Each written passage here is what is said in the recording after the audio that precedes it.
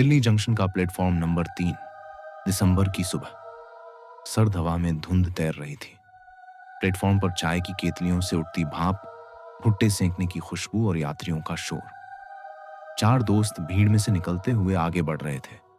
आदित्य, सुमित, राहुल और विवेक। सबकी पीठ पर बैग, हाथ में टिकट और आंखों में शादी का उत्साह। अबे जल्दी चल, नहीं तो ट्रेन छूट जाएगी, सुमित हाँफते हुए बोला।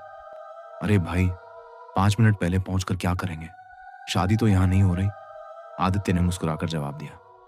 ये चारों भोपाल जा रहे थे, अपने कॉलेज के पुराने दोस्त मनीष की शादी में।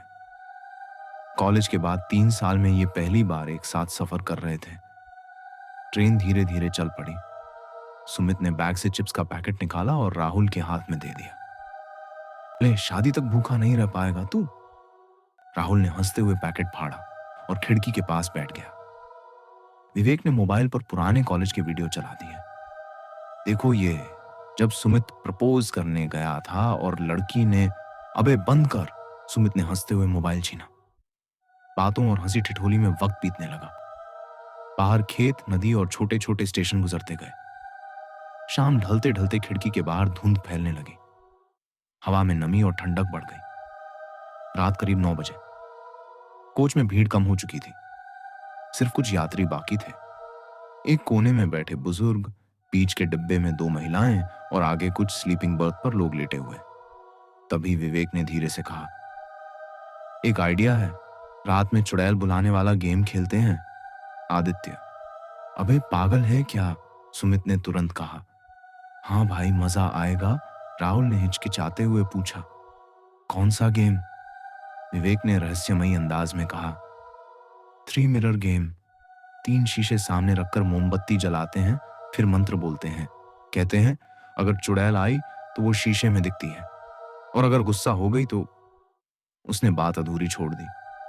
राहुल ने निगलते हुए कहा, और अगर? विवेक मुस्कुराया। तो अगला स्टेशन तेरी आखिरी मंजिल होगी। आदित्य ने मना किया, लेकिन तीनों के जोर देने पर उसने भी हामी भर दी। ठीक है, लेकिन सिर्फ टाइम पास के लिए, समझे? कुछ उल्टा सीधा हुआ तो। सुमित ने बीच में टोक दिया। अरे कुछ नहीं होगा, ये सब बस डराने के किस्से हैं। मोमबत्ती उन्होंने अगले छोटे स्टेशन से खरीद ली।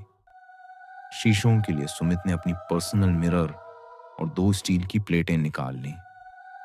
योजना बनी कि रात 11 बजे गेम शुरू किया जाएगा, जब कोच लगभग खाली हो जाएगा। रात 11:05। कोच में बस वही 4 दोस्त, कोने में बुजुर्ग और दूर की बर्थ पर एक आदमी। डिब्बे की लाइट्स टिमटिमा रही थी, शायद वायरिंग में दिक्कत थी। चारों ने सीटों के बीच एक छोटा सा घेरा बनाया। 3 शीशे यू शेप में रखे, बीच में मोमबत्ती जलाई। विवेक ने मोबाइल साइलेंट कर दिया। वो धीमे स्वर में मंत्र बोलने लगा। हे अनदेखी आत्मा, तेरी मौजूदगी महसूस करना चाहते हैं, सामने आ। पहली बार में सब हंसे। दूसरी बार बोलने पर हवा थोड़ी ठंडी महसूस हुई। तीसरी बार में ट्रेन की आवाज धीमी होने लगी, जैसे सब कुछ म्यूट हो गया हो। खिड़की के शीशे पर धुंध जम गई। मोमबत्ती की लौ लंबी होकर हिलने लगी, जैसे कोई अदृश्य सांस उसे छू रही हो। राहुल ने कांपते हुए कहा, दोस्तों लगता है कोई पीछे खड़ा है। सबने मुड़कर देखा, कुछ नहीं, लेकिन शीशे में प्रतिबिंब में एक और साया था, लंबा, काले घूंघट में, चेहरा ढंका हुआ। सुमित ने नर्वस होकर हंसने की कोशिश की। कोई रिफ्लेक्शन होगा। तभी फुस, मोमबत्ती बुझ गई। पूरा कोच अंधेरे में डूब गया। सिर्फ ट्रेन की रगड़ की हल्की आवाज और दिल की धड़कन सुनाई दे रही थी। अचानक पायल की छन छन की आवाज आई, धीमी लेकिन साफ, और वो दरवाजे की तरफ से आ रही थी जो अंदर से बंद था। ठंडी हवा का झोंका उनके बीच से गुजरा। आदित्य के कान के पास कोई फुसफुसाया, तुमने बुलाया? मैं आ गई। आदित्य डर के मारे पीछे हट गया। मोमबत्ती जलाने की कोशिश की, लेकिन लौ बार बार बुझ रही थी, जैसे कोई फूंक मारकर बुझा रहा हो। राहुल ने मोबाइल का टॉर्च ऑन किया, लेकिन स्क्रीन पर 1 सेकंड के लिए एक महिला का चेहरा दिखा, पीला, बिना आंखों के गड्ढे और चौड़ी मुस्कान। वो चिल्लाया, मैंने देखा, मैंने देखा। तभी कोने में बैठे बुजुर्ग खड़े हो गए और धीमे स्वर में बोले, तुम लोगों ने गलती कर दी, यहां उसकी अधूरी सवारी चलती है।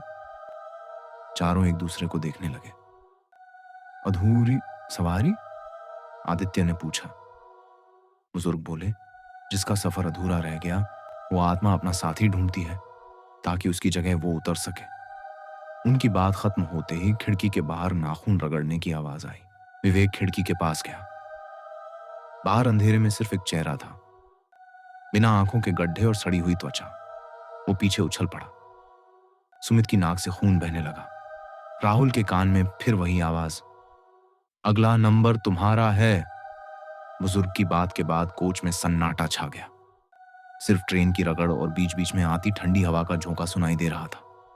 मोमबत्ती अब भी नहीं जल रही थी, जैसे किसी ने उसकी लौ को कैद कर लिया हो। सुमित ने घबरा कर कहा, भाई गेम बंद करते हैं, जो भी है इसे खत्म कर देते हैं। विवेक ने अजीब सी मुस्कान के साथ कहा, अभी तो शुरू हुआ है। उसकी आंखें लाल सी लग रही थीं और चेहरा पीला पड़ चुका था। आदित्य ने गुस्से में कहा, विवेक पागल है क्या? ये मजाक नहीं है। राहुल ने डर से कांपते हुए कहा, मैंने खिड़की में उसे देखा, वो हमारे बहुत पास थी। अचानक कोच की लाइट्स टिमटिमाई और पूरी तरह बुझ गई। अब बस खिड़की से आती हल्की सी छानी और अंधेरा था। फिर वही आवाज, छन छन छन, धीरे धीरे कदम बढ़ते हुए, मानो कोई नंगे पांव चल रहा हो। चारों ने एक दूसरे का हाथ कसकर पकड़ लिया। बुजुर्ग ने अपने बैग से एक ताबीज निकाला और बड़बड़ाने लगे। सुमित ने कांपते हुए पूछा, ये आ रही है ना? बुजुर्ग ने सिर हिलाया। हाँ, और अब इसे भगाना आसान नहीं है। तुमने बुलाया है, अब ये लेने आएगी। ट्रेन अचानक एक लंबी टनल में दाखिल हुई। कोच का अंधेरा और गाढ़ा हो गया, जैसे काला धुआं चारों ओर फैल गया हो। टनल के अंदर गूंजने लगी अजीब आवाजें, किसी के रोने की, किसी के जोर से हंसने की, और बीच बीच में किसी महिला की धीमी सिसकियां। राहुल का हाथ किसी ठंडी और गीली चीज ने पकड़ लिया। उसने चिल्लाते हुए हाथ छुड़ाया, लेकिन जब टॉर्च चलाई तो वहां कोई नहीं था। सिर्फ सीट पर पानी की बूंदें पड़ी थी। टनल से निकलते ही सबने देखा, विवेक उनकी सीट पर नहीं था। घबराकर ढूंढने पर वो अगले डिब्बे के दरवाजे के पास खड़ा मिला। दरवाजा आधा खुला था। विवेक बाहर की तरफ देख रहा था। उसकी आंखें पूरी तरह सफेद हो चुकी थीं, होंठ नीले, और चेहरे पर वही डरावनी मुस्कान थी। वो धीमे स्वर में बोला, खेल खत्म नहीं हुआ, अब अगला नंबर तुम्हारा है। उसकी आवाज गूंज जैसी थी, जैसे दो लोग एक साथ बोल रहे हों। आदित्य और सुमित उसे पकड़ने के लिए आगे बढ़े, लेकिन अचानक एक तेज झोंके ने दरवाजा पूरी तरह खोल दिया। एक काली परछाई विवेक के पीछे से लिपटी और पलक झपकते ही वो बाहर खींच ली गई। राहुल चीख पड़ा, विवेक! दरवाजे के बाहर सिर्फ अंधेरा था और दूर कहीं पायल की धीमी आवाज। भोपाल स्टेशन पहुंचने तक तीनों दोस्त चुप थे। बुजुर्ग बीच बीच में ताबीज पर उंगलियां फेरते रहे। ट्रेन रुकते ही आदित्य ने सबसे पहले टीटी के पास जाकर रिपोर्ट लिखवाने की कोशिश की। हमारे साथ एक और दोस्त था विवेक, वो गायब हो गया है। टीटी ने टिकट चेक किया, फिर अजीब नजरों से उनकी तरफ देखा। साहब, आपके टिकट पर सिर्फ 3 नाम हैं। आदित्य ने गुस्से से कहा। क्या मजाक है? 4 थे हम। टीटी ने टिकट वापस देते हुए कहा, आप चाहे जितना कहें, लेकिन इस गाड़ी में इस नाम का कोई यात्री था ही नहीं। राहुल और सुमित के चेहरों का रंग उड़ गया। आदित्य के कान में उसी पल स्टेशन के शोर में भी एक धीमी फुसफुसाहट सुनाई दी, अगला नंबर तुम्हारा है। अगर आपको हमारी कहानी अच्छी लग रही है तो कृपया चैनल को सब्सक्राइब करें, कमेंट बॉक्स में कमेंट करें आपको कहानी कैसी लगी।